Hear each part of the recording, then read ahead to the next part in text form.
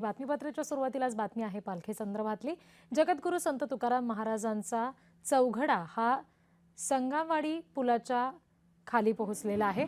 काही वेळात संत तुकाराम महाराज आणि संत ज्ञानेश्वर महाराज यांच्या पालख्या या संगम ब्रिज खाली येणार आहेत आणि त्यापूर्वी सध्या संत तुकोबांची जी पालखी आहे, जी दिंडी आहे, ती मंदिराकडे मार्गस्थ होते। ही दृश्य आपण बघतोय।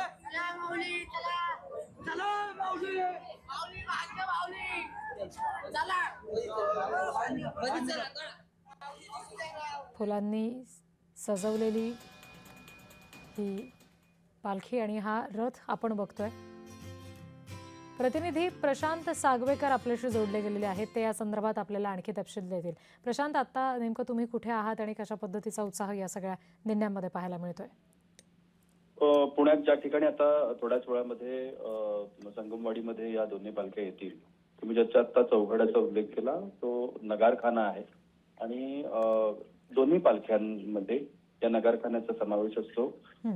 लवाजमा आपण म्हणतो, कारण ह्या दोन्ही ज्या पालख्या आहेत या पालखी सोहळ्यातल्या अत्यंत महत्वाच्या पालख्या आहेत आणि या पालख्यांबरोबर असणारा जो लवाजमा आहे, मग अश्व असतील, नगारखाने असतील, विणेकरी असतील, त्यांच्याबरोबर चालणारे अजून अन्य माणसं असतील, तर त्याला एक श्रीमंती आहे आणि श्रीमंतीचा ऐवज म्हणून या सगळ्या गोष्टींकडे पाहिलं जातं। नगरखान्याला अत्यंत महत्व आहे आणि नगरखाना आला म्हणजे पुढच्या काही मिनिटांमध्ये पालखी दाखल होणार हे सर्वश्रुत असतं। त्यामुळे आता थोड्याच वेळामध्ये पालखी दाखल होईल।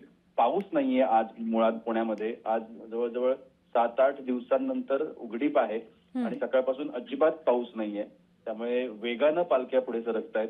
मला वाटतं पुढच्या 1-2 तासामध्ये दोन्ही पालख्या पुण्यामध्ये पोहोचतील, ज्याची प्रतीक्षा पुणेकर करत आहेत। पुण्यातल्या रस्त्यावरती प्रचंड गर्दी आहे। अनेक पुणेकर जे आहेत ते पालख्यांच्या स्वागतासाठी रस्त्यावर उतरलेत, सर्वसामान्य नागरिक उतरलेत, व्यावसायिक उतरलेत, शाळा कॉलेजमधली मुलं आहेत, अनेक स्तरातली लोक जी आहेत ती पालख्यांच्या स्वागतासाठी आता रस्त्यावरती आहेत। जी, आता तुम्ही उल्लेख केलात की पुणेकर वाट बघतायत या पालख्यांची, तर त्या दृष्टीने कशी तयारी नेमकी सगळी केलेली आहे? पुण्यात अनेक ठिकाणी फुलांचा वर्षाव होतो पालख्यांवरती, अनेक ठिकाणी अन्नदान केलं जातं, अनेक ठिकाणी चहा वाटप असतं, अनेक ठिकाणी पाण्याच्या बाटल्या वाटल्या जातात। ज्या ज्या परीनं ज्या ज्या पद्धतीनं पुणेकर सेवा करू शकतात त्या पद्धतीने ते करतात। अन्नदान जेव्हा होतं तेव्हा जेवणाची सुद्धा सोय अनेक ठिकाणी वारकऱ्यांची होते, कारण अनेक वारकरी ज्या दिंड्या आहेत त्या दिंड्यांकडे स्वतःची सेवा सुविधा नसते, ते अवलंबून असतात।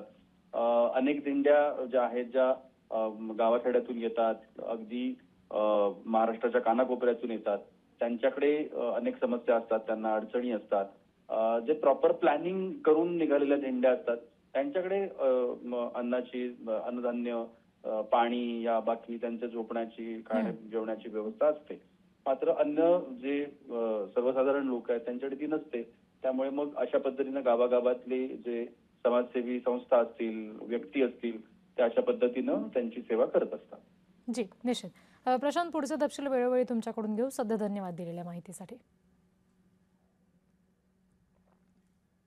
वळूया इतर बातम्यांकडे। टीईटी पेपर फुटी प्रकरणी